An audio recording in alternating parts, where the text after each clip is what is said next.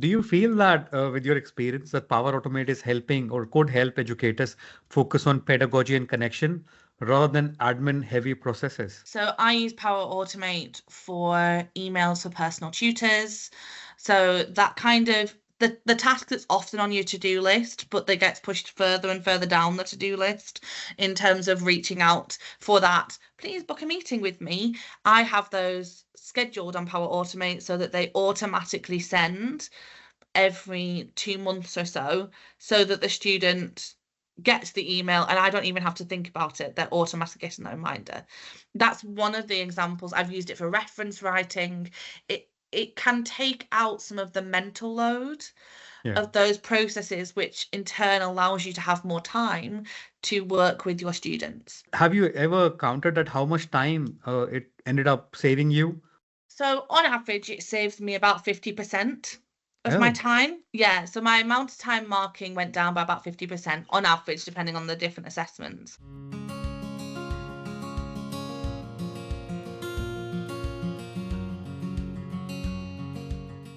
Hello and welcome to another episode of Unfiltered by Empowered, the podcast where we have honest, unscripted conversation with educators who are challenging the status quo and reshaping the learning.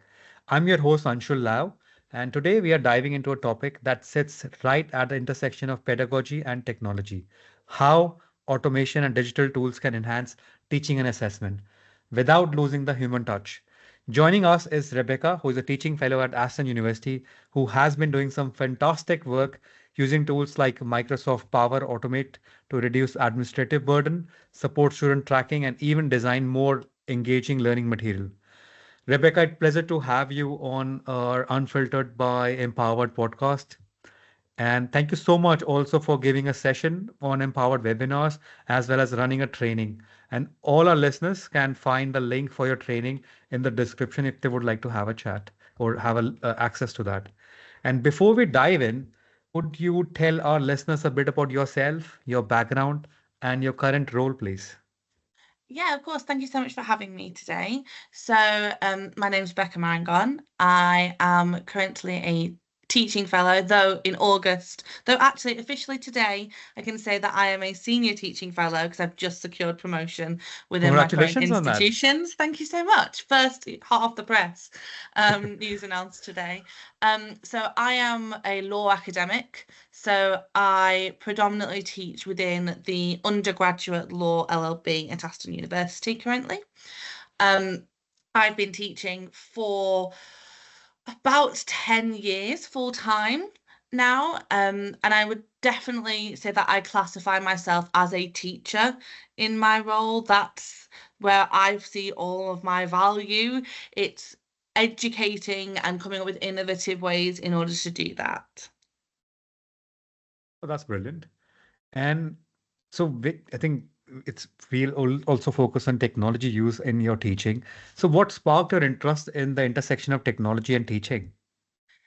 So I think I've always joked that I hit sort of secondary school education at the perfect time, really, because at that when I hit secondary school, ICT, everyone recognized was increasingly very important, but there wasn't necessarily a very clear design on what we should be doing in those hours. So when I was in year 10 and year 11, I basically had 5 to 6 hours on a computer with some tasks to do in order to get a qualification, but actually quite a lot of freedom. And that meant that I spent a lot of time trialing different technology, playing around. So I've always felt quite comfortable getting a new piece of software and just clicking buttons until I break it. So I've always kind of carried that with me. I also have ADHD, and consequently love problem solving and coming up with creative ways to try and fix problems. And technology is a really valuable source in allowing us to do that, to look at where there could maybe be efficiencies and how we can use technology to help, trying to bring to life the images in my head as I'm trying to teach a legal concept through the use of technology. So I think technology for me has always been a passion. It's always been something that gets me excited, but it also is a really perfect way to achieve the things I want to achieve within my teaching and learning Oh, materials. that's brilliant. You're a technology geek. I used to call myself I'm a technology geek. I like learning, exploring. I'm more passionate about that. And it's good to find somebody else that who is also passionate Very about much making a so. difference. Yeah, Because very much for so. majority of the academic people or the cohort or people that I know, technology maybe started for them when COVID hit. Technology, or like COVID situation hit them or encouraged them to get onto technology. But for us, it was maybe a boost for us to use extra technology, extra tools, just to be more maybe enhanced in our teaching and learning approaches. Yeah, I think it also it kind of showed everybody the value that we have. So Absolutely. I was doing lots of things with technology, like making little video animations before COVID, and it was always seen as a nice extra, as me doing extra bits, putting some shiny bits on there, but not the actual pedagogic value of them wasn't always viewed by colleagues. Whereas post COVID and during COVID and post it, Yeah. I think there's so much more understanding of the students that we have today and the value that technology has in helping us communicate our knowledge and our understanding and the skills that we want them to gain. I think you very truly said that COVID actually highlighted the skills that people or colleagues had earlier that was outshine and maybe brought forward, and the essence was realized. So, just to confirm with you, was it a smooth run or a bit of trial and error for you that when you were using technology before COVID, that you were just trialing and testing? And did you have a like a workflow? This is how it works, and you became a champion at your institution that this is how things should work. It was very much trial and error. Okay. My Yeah. husband, who's also in academia, and I have a joke that he is a true researcher in that he will research a problem and then ultimately end at technology as a solution. I'm very much I'll just have a go and play around with it and let's trial it and let's see what works. That's very much my personality. So when it's came to technology before COVID, it was often I had an idea or a vision of something I wanted to create and just playing around with the different platforms that I happened to find, reading blogs, and trying to bring to life as authentically as possible the thing that happened to be in my head. That's brilliant. So, what was the first time when you used technology in particularly your teaching or assessment? So in the context of teaching, it's often involved multimedia. Um, so I think probably the real first look go at it involved creating very small, quick animated videos to try and explain difficult concepts. My area of law when I first started teaching was an area of law called equity and trust. And if there are any lawyers listening, you'll know that that's a horrifying area that everybody hates. It's an area that everyone finds quite difficult.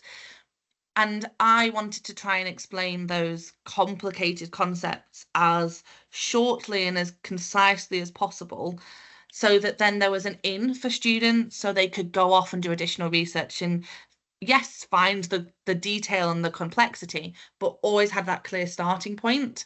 So I used Biteable back in the day to generate short little videos and animations, and I've developed a lot within that stream of delivery, but that I think was probably my first real Yeah. go at trying to do something innovative with technology. If you have to recommend some easy enough tool for a listener, anybody who want to pick up rating animation, what tool would you recommend? So I actually would now recommend PowerPoint.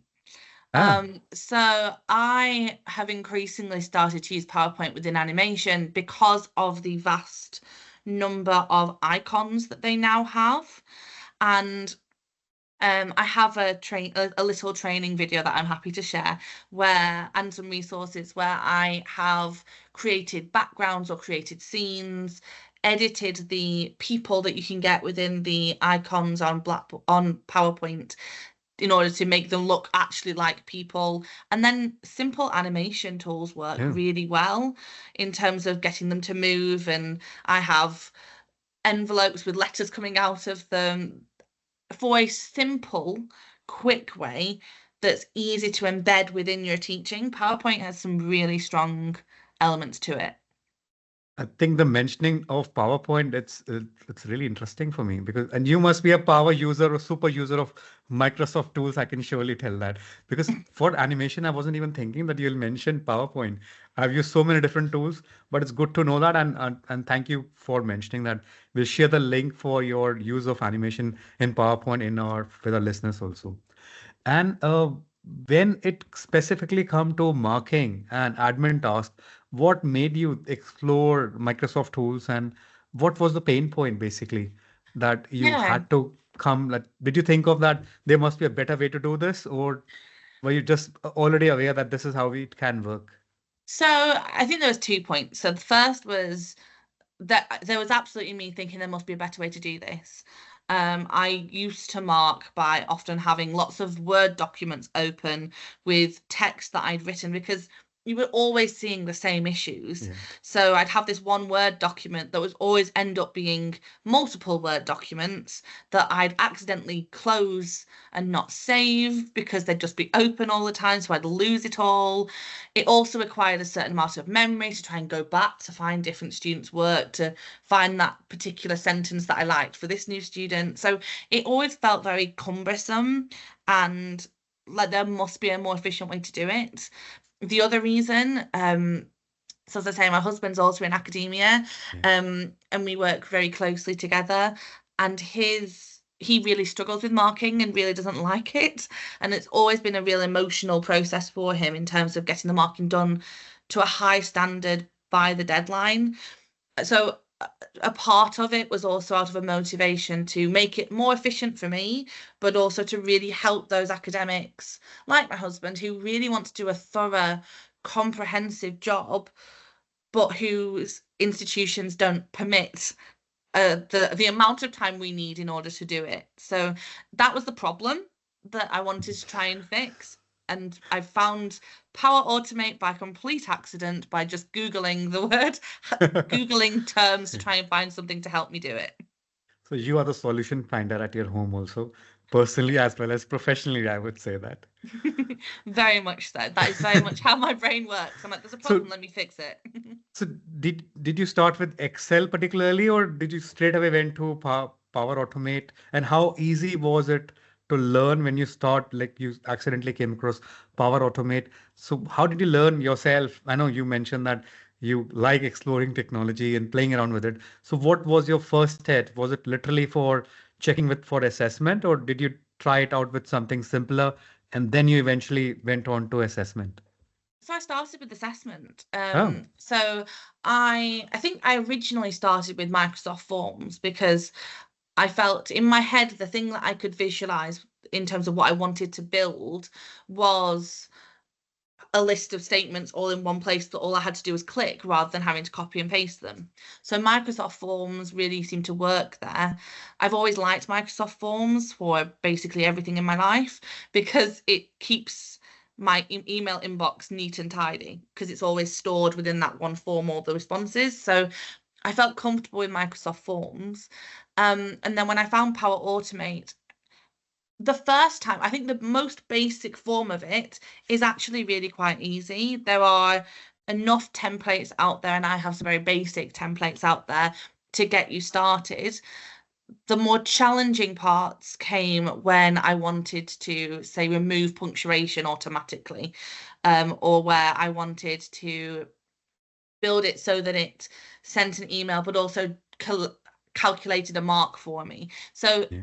it's only in recent years, so in the last year or so, that I've made it more and more complicated. But that initial moment, which was using Power Automate, at the time it would automatically create a Word document and populate the Word document for me rather than email, and me just deleting all that extra punctuation and copying it in. So that was the most basic version of it. So basically, it started with simple, and then as you were more confident and comfortable, then you carried on.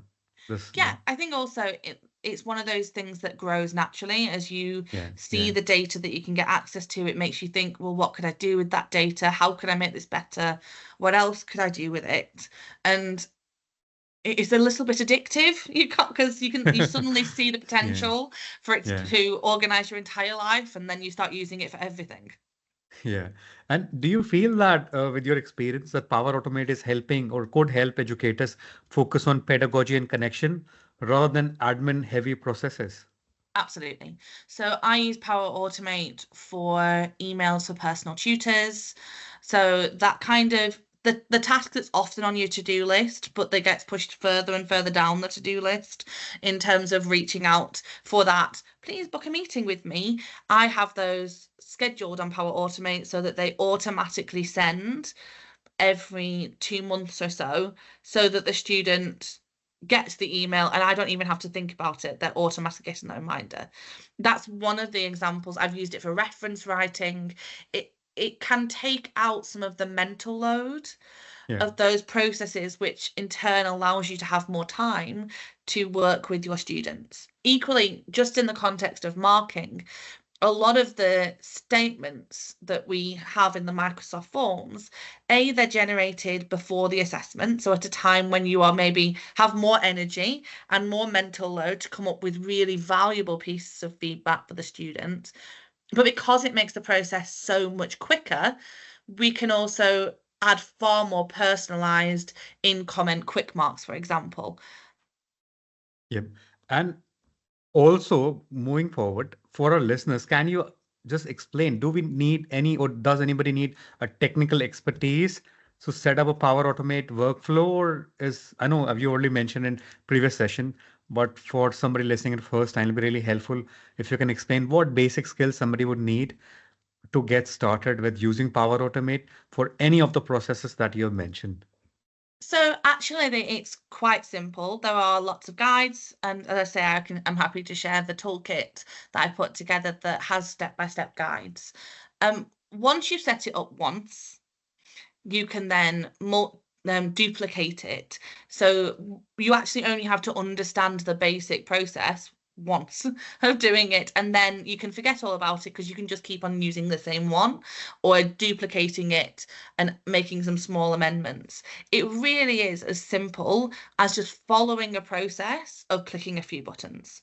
You don't need to have any understanding of what it is you're doing or why you're doing it, the underlying mechanics of it. To illustrate this point, I delivered training on this approach. Having been working with Power Automate and using Power Automate for about 3 years now, I delivered some training on it in March. And it was in that session that I happened to have academics there that had a more computer background. And I was sitting there going, oh, yes, there's this JSON thing because I didn't know what to call it and they told me. So I have no real knowledge of the mechanics of computers. I just know what buttons to click Yeah. in what order. I'm glad you mentioned that. So people can learn as they go along. So get started with it, and eventually you'll get a hang of it, and you'll see the real productivity of it in your own practice, be it assessment or be it other areas, as Rebecca, you've already highlighted. And just want to check with you, did anything unexpected happen when you implemented that or automate first time in your practice for teaching or marking?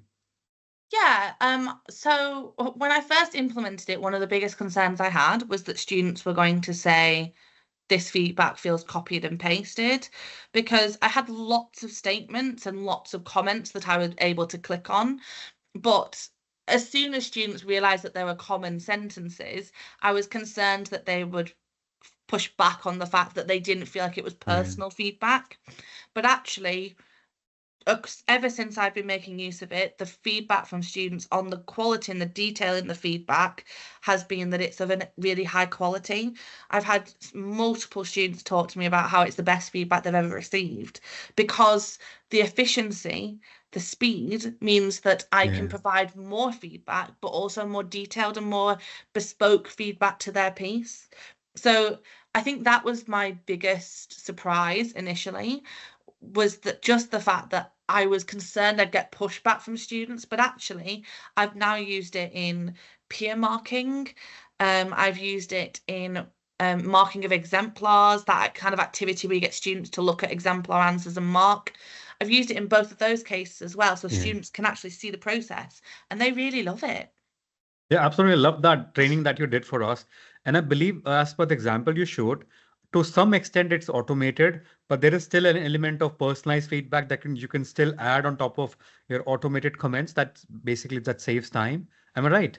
Yes, absolutely. So the way that the automation works within the form is you can have multiple choice questions within the form where you can click one or multiple of these pre-written statements, but you can also have the open comment boxes. So you can write something completely freehand if you wish, or other boxes within the multiple choice if you need to personalize it a little bit more. In my experience, what this does is a better version of the kind of Blackboard rubrics that you see, Yeah. where you're clicking on those boxes, which are linked to your marking scheme, but they don't always work because you're necessarily drafting them to try and cover everything that could possibly happen in the 40 to 49 category. And students do weird and wonderful things that you can't possibly predict. So when I was using rubrics, I was clicking boxes going, that kind of works, but I hope they don't read that sentence because that doesn't apply. Whereas this approach, I don't have to click that sentence. I can click only on those that work for my student Yeah, and absolutely. personalize if I need to. Yeah, I absolutely agree. And it definitely helps with feedback quality and consistency also.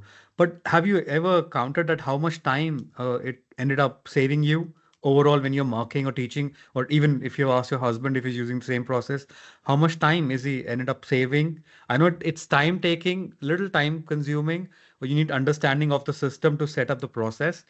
But have you all ever ascertained that how much time are Yeah. you saving now? So on average, it saves me about 50% of my Oh, time. Yeah. So my amount of time marking went down by about 50% on average, depending on the different assessments.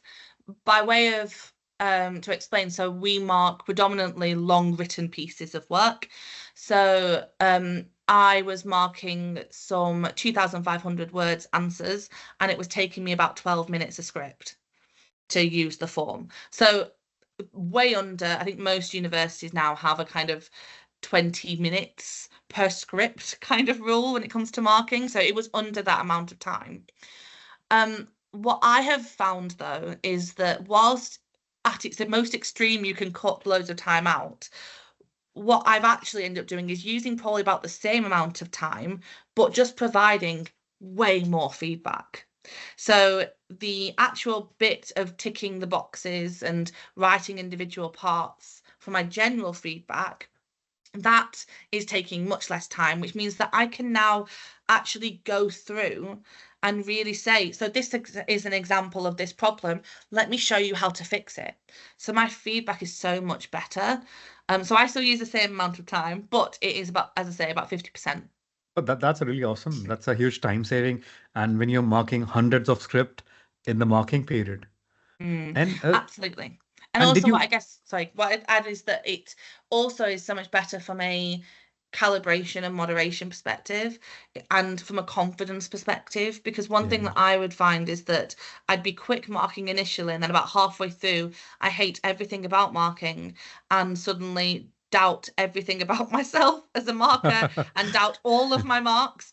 But if I'm constantly using the same form and the same structure, it allows me to keep going and I don't therefore start to slow down because I'm doubting everything.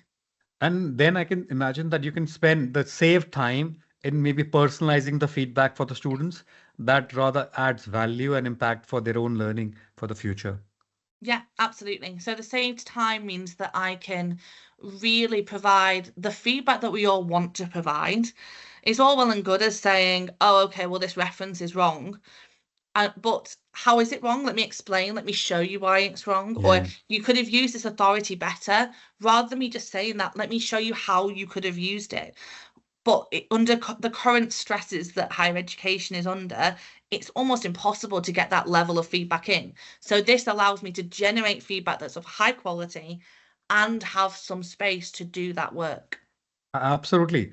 And when you started, did you even involve some students to test this approach particularly? Or did you inform them that you're using Automate? Or did they figure out themselves and reached out to you and shared that with you? Yeah, so the first time that I used it, I didn't tell any students that I was doing Yeah. it in this way because I wanted to almost see if they spotted it. And all I got was really positive feedback, and nobody knew that that was how I was doing it.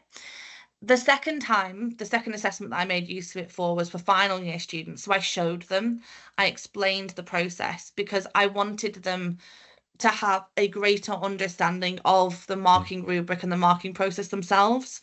So they actually tested it for me first. So they had a go at doing some a mock answer, and I gave them the form that I was going to be using, and I asked them to mark their own piece of work for their formative. I then marked it for the formative, and we could compare what boxes I'd Ah. clicked.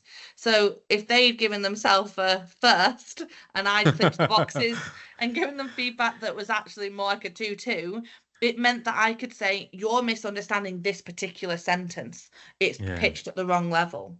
And so it's the involvement of the student has been to their benefit, really, of trying to help them understand some of the tacit knowledge that is involved in that marking process, helping them get closer to my wonderfully messed up brain um, in that marking process.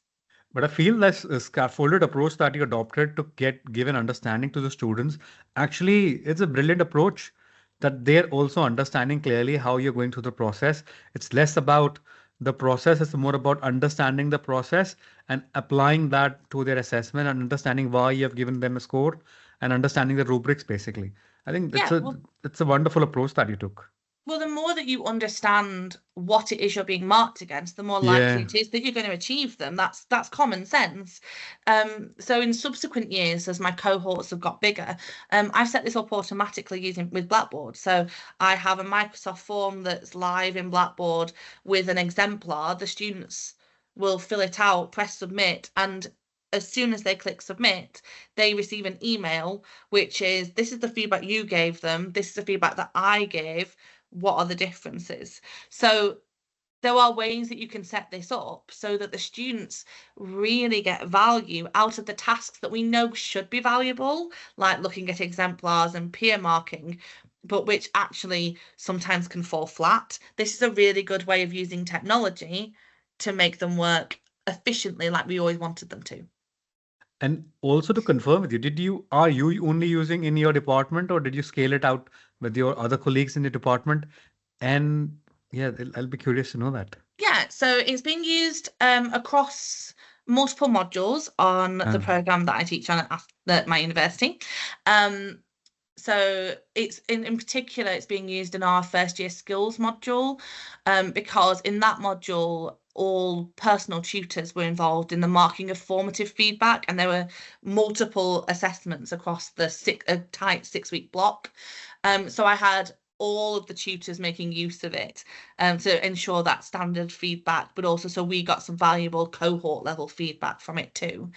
It's being used across the country oh, in various institutions. So I've provided training in multiple places now, and I'm always happy to share it. And it's been used and adapted as well. So yeah. um, what's really interesting is that I've got colleagues that have got more of a data-based knowledge and understanding than I do, or who assess more quantitatively in terms of like maths and the sciences that are using this approach. So whilst I'm using it for more qualitative areas with essays and problem questions, they're using them more mathematically, and they've adapted the process to suit them. It's awesome that you're able to influence not just your colleagues, it's across, I think, beyond, above and beyond.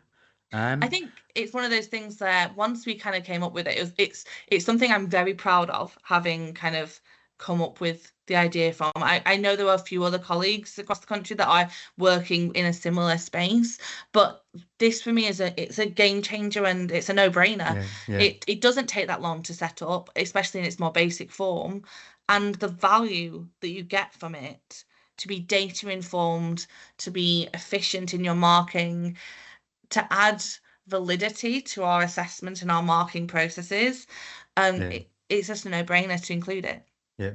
And have you ever thought of, maybe you've already been influencing so many people with your practice. Have you ever thought of writing a case study on this?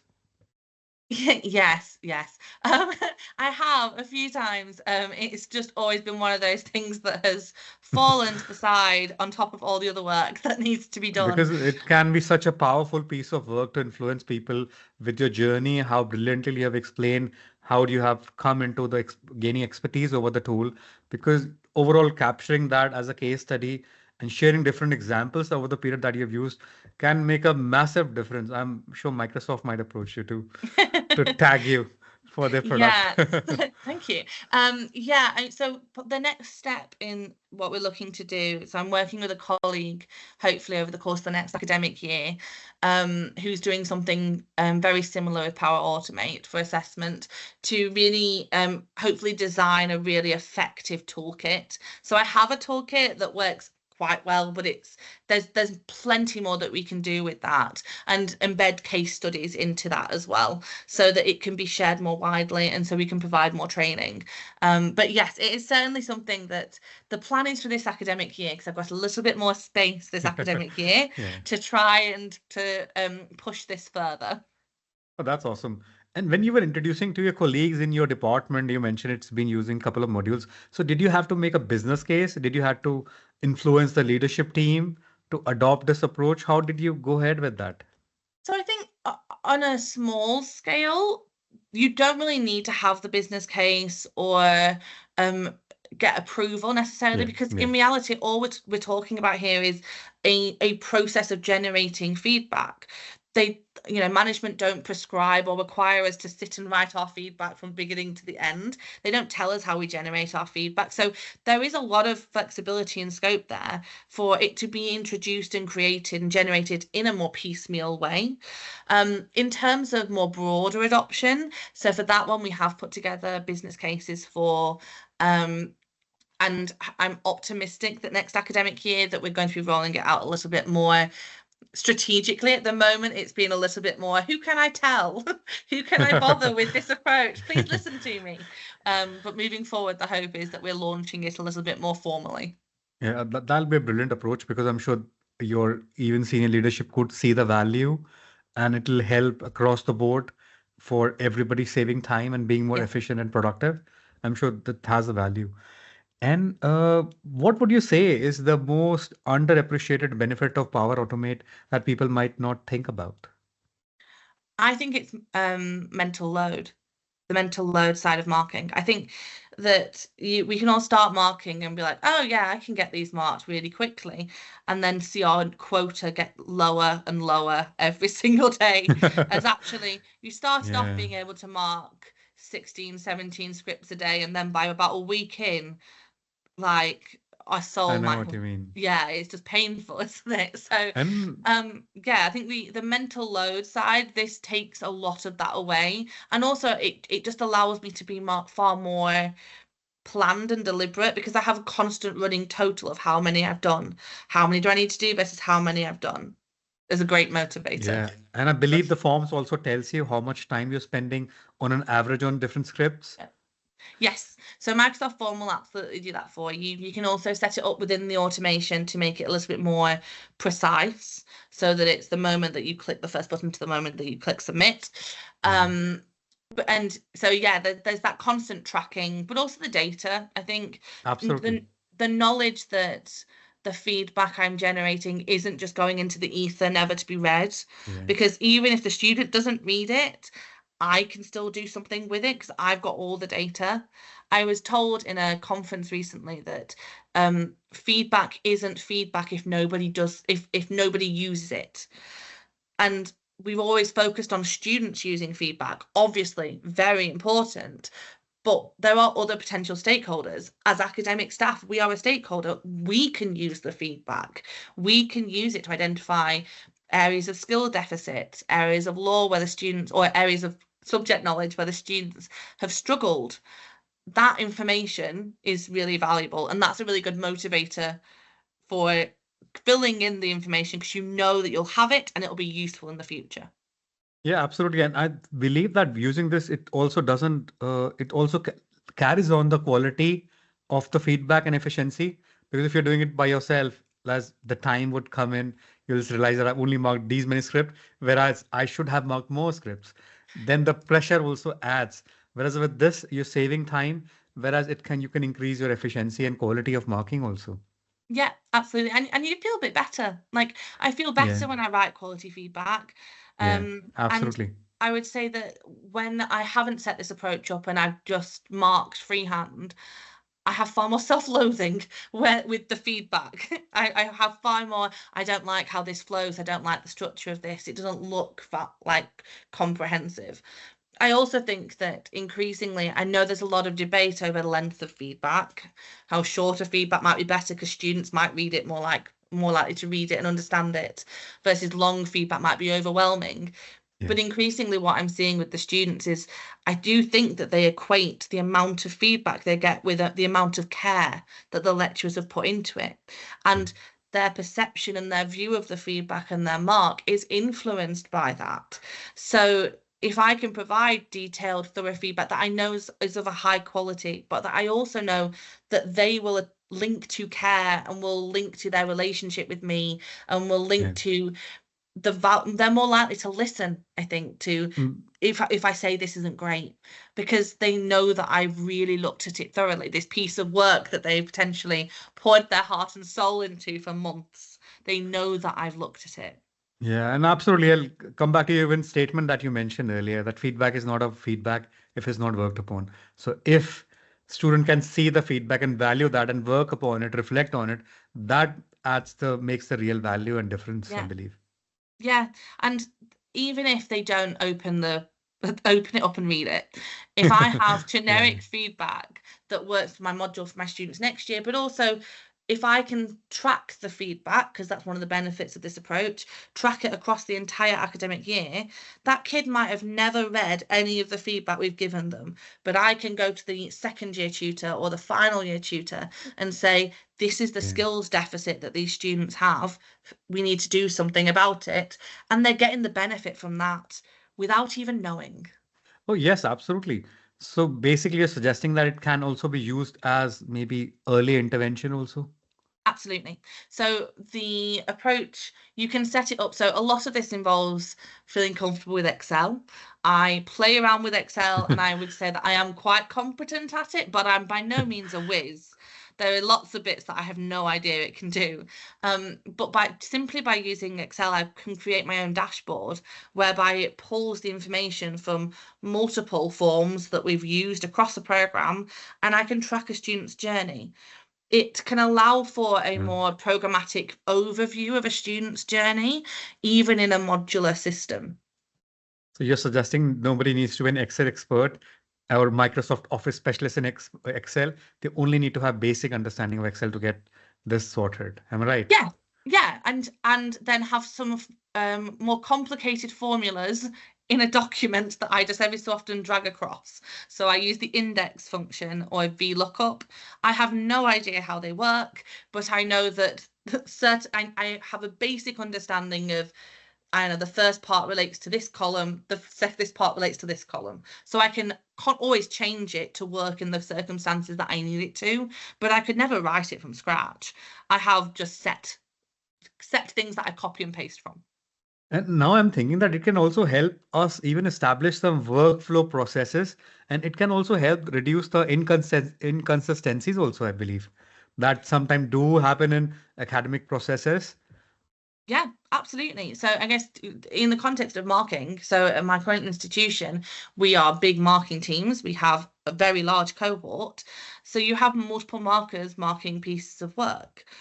Well, moderating that is an absolute nightmare because you'll look at your sample of scripts, but that sample, it might be representative, but if I'm only looking at 30 out of 500 scripts, how representative is that going to be?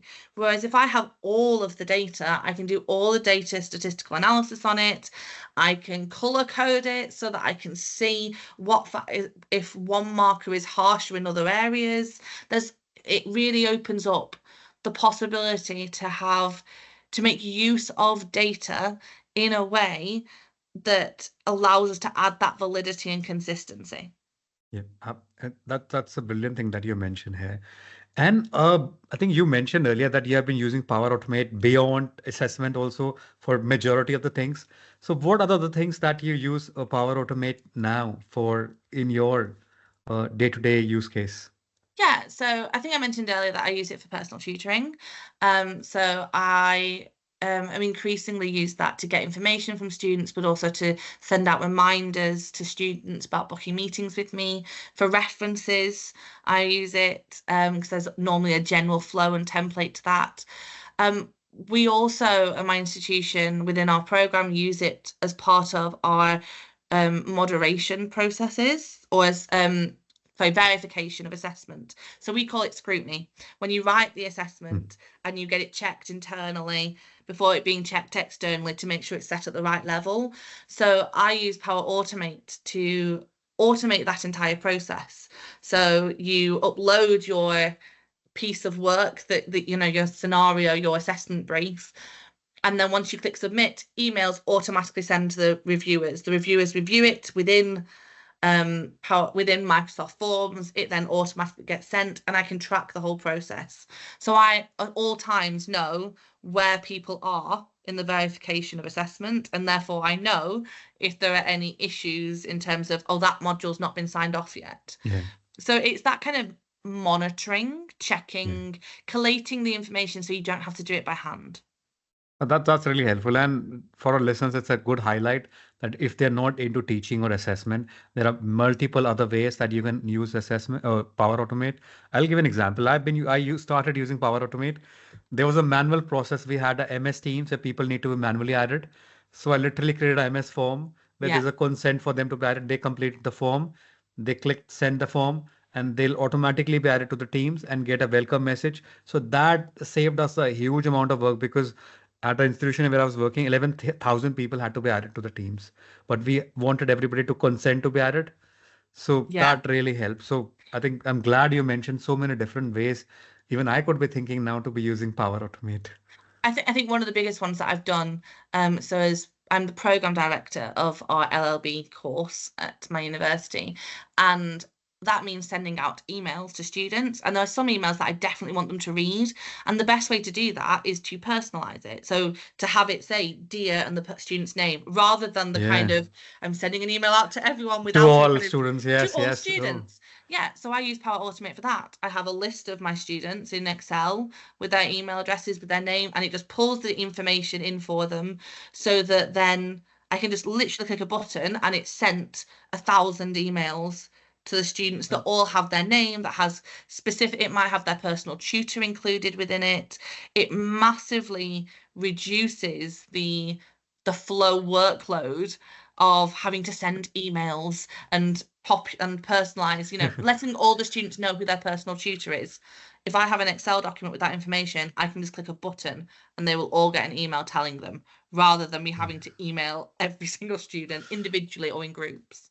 I'm glad you mentioned this. Even now, I'm thinking when I'm sending next email, I send to staff emails. I Yeah, say all staff, and then, but if I'll do it at more personalized, it definitely has more impact on people. That personalized email are read more properly and with yes, time rather than a generic email people tend to ignore. But I yeah, think I'll definitely look into it. I'm glad you mentioned that. That I did okay. not think that Power Automate would be able to personalize email, but I'll definitely look into it now as you mentioned. And now let's pivot a bit. Mhm. How are you using technology? I know you mentioned you are a technology geek, you explore technology. Yes. How are you using technology in general in more creative ways and playful ways in your teaching? Are there So any other tools also that you use? I know you're a Microsoft champion, but are there any other Microsoft tools or other tools that you use in your teaching also? yeah, so one of the big ones that I use is a tool called Genially. So it's And what is it? What this so tool is? Genially allows you to create games or almost website designs. It allows you could create your slides in Genially, but crucially, it allows you to do it in a non-linear way. So it basically creates almost like a web page where you can click on links and pop-ups come up with extra information. It's a really interesting way of allowing students the opportunity to explore an area. So I've Mm. used that to create one of my areas of law is land law, where we look at a house and the things that are inside a house. What can you take with you when you sell the house, and what can't you take with you? So I created a house that, in essence, the students can click on the different pieces of property, and it will help them or assess them in a quiz as to whether or not they can take it with them or not. Um, I've used it to create almost like Google Maps Street View of Oh, campuses. So where the student can click the buttons and it shows them around a university building so that they can virtually get around. That was really useful in COVID. They could get used to what the campus would be like when they eventually came back to it, especially for first year yeah, students that yeah. didn't really know what the university was necessarily like. So that's a really interesting tool for quizzes, Is it a or free tool or is it a paid for tool? yes, so there's a free part to it. It starts off with a free part where you get Okay. access to certain templates. There are then Ah, other templates that are behind a paywall, so I pay for that. okay. Um, So so that, basically, yeah, when that's you a say really good you have one. to create a house, you created a house. It's not programming or something that you did. No, It was there were templates that you pick up. Okay. yeah, and it's literally like it's very similar to PowerPoint in the sense that Yeah. I can just copy a picture in there, and it's very user friendly, and they've got some really useful guides. So that's one that I definitely recommend. Um, we're an Adobe campus at my university, so I'm increasingly making use of Adobe Express in terms of creating little Yeah. videos. So in law, we have lots of cases, and some of those cases are really interesting in terms of the facts. So creating little videos that are like news bulletins explaining what happened in a case or a scenario that I want them to apply, is another really good one. And then also Look It. Block it. So Okay. Blockit is like a, a different version, but very similar to Kahoot. So if you've Ah, used okay. Kahoot quizzes, one Yes. thing I find with a Kahoot quiz is that after about 2 or 3 questions, the class has just started guessing answers, but also there's a real chance that I've got the first 3 wrong. I'm never going to be on top of that leaderboard. I've Yeah. disengaged. Whereas Blookit allows you to do more individualized games. So my favorite is the gold mines, which is where the students answer the questions on their phone. And if they get the answer right, they can steal gold off each other. So you don't have to get every answer right from the very beginning in order to win. So it's a good way of getting the students to play and to engage with those games, but also to keep them engaged rather than them disengaging halfway through because they know they can't win. You can always win with Blockit. So that's awesome. I think you've listed some of the tools that I myself have never tried before. I'm from a digital education sector, but these are some really new tools. I've seen Kahoot, like interacted with Kahoot before, but this is a really new tool for me too. And other one was, which one was it earlier that you used for Uh, land law? Genially. Genially. Yeah, yeah. Yeah, Genially is genuine. That's the one that I tend to go to the most. It's really good for Is it AI creating. powered? Is it AI powered? So it does now have AI. Yeah, when I first Okay, started okay. using it, it didn't, but now everything I think does now, doesn't it? But yeah, now it does.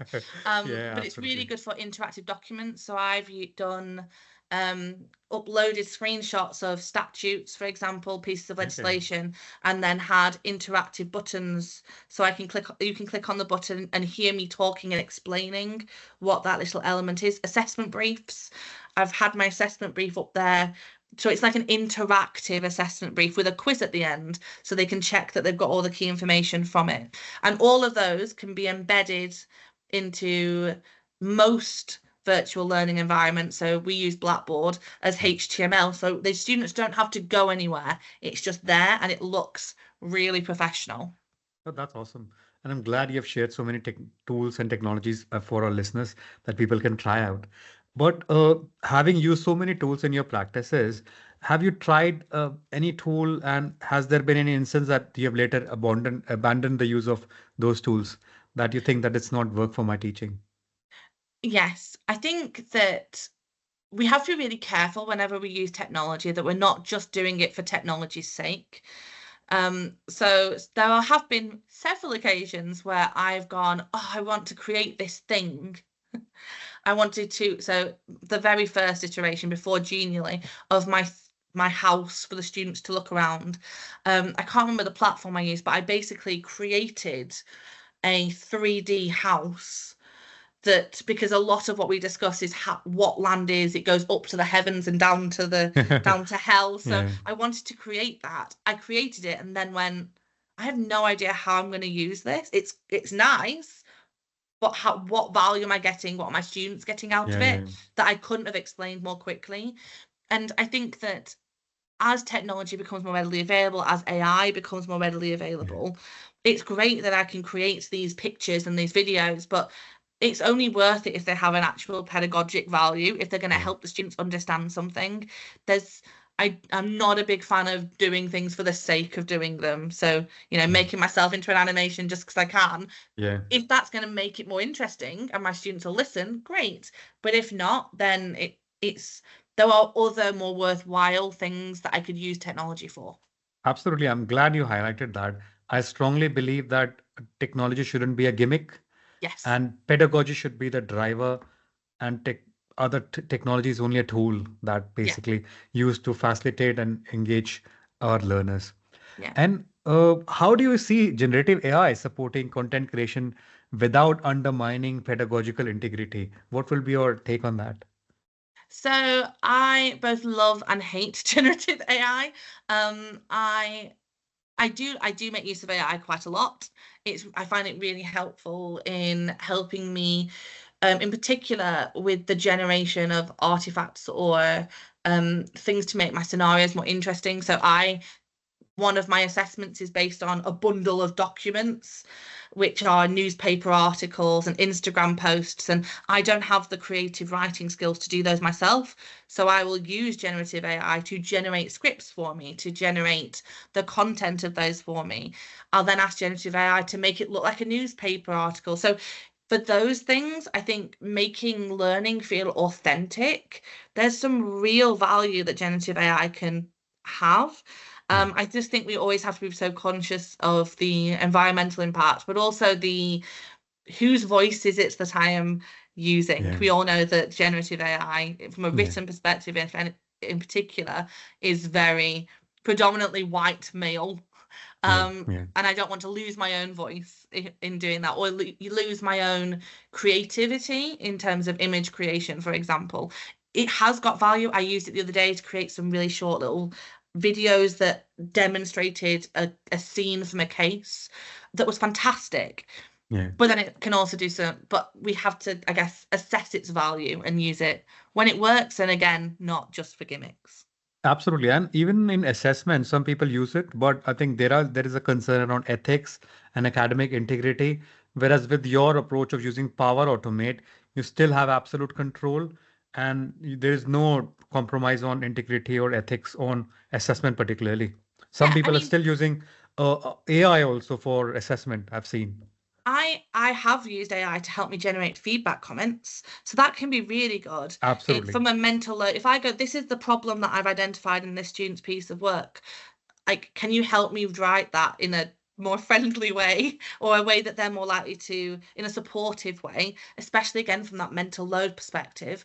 So I've had the statements in my form generated with a prompted AI, but the actual piece of work is still being marked by you. You are still generating that bespoke piece of feedback, not a robot. Yeah, absolutely. It makes sense because rather than relying on AI marking, take it help for making the process more authentic and what you feel, how you mark, making that process more identified to your needs. That makes more sense rather than letting it do marking or everything for you. Yeah. And from your perspective and uh, perception, where do you see automation in teaching and assessment heading over the next year or 2 years? So I don't see a world where we can't use this. I think the landscape of higher education is only going to get more stretched and more stressful. And automation allows us to have the bit about us that is the most value to the university, our knowledge, our expertise, our ability to teach. It allows us to prioritize that. and take some of the administrative side that is part of our role and automate it and make it more efficient. So I think if only also from a staff wellbeing perspective, this sort of automation can make our lives easier. So our workloads are untenable as they are. Yeah. So an ability to be able to streamline to make our lives easier from our well-being perspective, I think is only ever going to be a good thing. And do you see any risk of over automation in education by any chance? So I think it's a really good question, in particular in the context, for example, of the assessment approach that I Yeah. use, which is I often have colleagues ask me if it's going to make my feedback better, and I say it can. But if the comments that are in the Microsoft form are not good comments, then the feedback is still going to be rubbish. Or if you click 3 boxes and they're very generic statements, then that feedback's not quality feedback. So the automation is a tool that can allow us to improve and to produce things that are quality. But like anything, if you use a tool badly, then you're going to end up with bad results. So I don't think that Yeah. automation is necessarily the bad thing, but it's how we make use of that automation that could be. Yeah, absolutely. That's a really valuable input that you mentioned here. If someone is listening today and wants to dip their toes into automation, what would be your gentle start or suggestion for them? So I would be very selfish and say use my toolkit. So I have a toolkit which has step-by-step guides, that have been made using Scribe, which is another really good piece of technology for demonstrating processes. So if you've not tried that, do try that. But there's a very simple step-by-step guide that I've had so many colleagues now that have used and have managed to set it up for themselves. And I would do it in a low risk way. You do it for formative feedback or do it for the students getting feedback on an exemplar, for example, because that way, Yeah. it's not got that high risk of a summative assessment. And once you've got the basics, I promise you're going to be hooked. And any suggestion for the people who are not in teaching or assessment role and for any professional practice that anything they can use to get started? So I would say doing again following the toolkit because it doesn't have it's not set up just from a marking perspective. It's so That's yeah, the brilliant then. tool yeah, the toolkit literally just has the process of getting information from a Microsoft form and ultimately getting it in a personalized email. That's the process, nothing to do with assessment Oh, that's brilliant specifically. then. Oh, that's brilliant Yeah. then. Anybody So can use the toolkit to get absolutely. started. Yeah. And we'll ensure to share the link of your toolkit in the Yes. description. And listeners, please ensure that you give it a try and you'll be hooked to Power Automate. I can vouch for that. So, Rebecca, if you're starting things again, or I would say that how would you think differently if you are starting again with using Power Automate? I think I would have a more clear idea of what it was I wanted as my output. So I think initially I was very hard on myself when I first generated it because it wasn't generating what I wanted it to generate. But actually, you've got to spend some time thinking about what is it you want the thing, be it the email, be it the feedback that you're generating, what is it you want it to look like? What values do you want it to have? And then work backwards from that point.